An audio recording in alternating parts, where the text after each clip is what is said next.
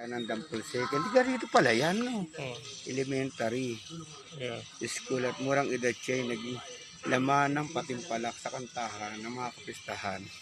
Naging matabay ang kanyang mga kundiman sa radyo kaya naging popular ang kanyang mga awit ng dekada 40 at 50. Ayan, ang libingan ni Larry Miranda. Ang lumang simbahan sa hango na tula at Torrentino.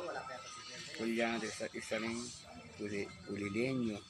Noong 1950 siya ay dinarga ng prinsipe ng kundiman. Si Larry Miranda ay pumano sa edad na 33.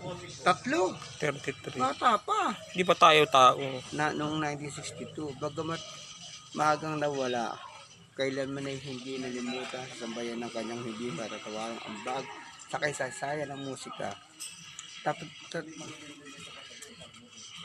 Di ilang taon na siya ngayon. Pinabubuhay niya, 90 mahigit Kailan na. namatay ito?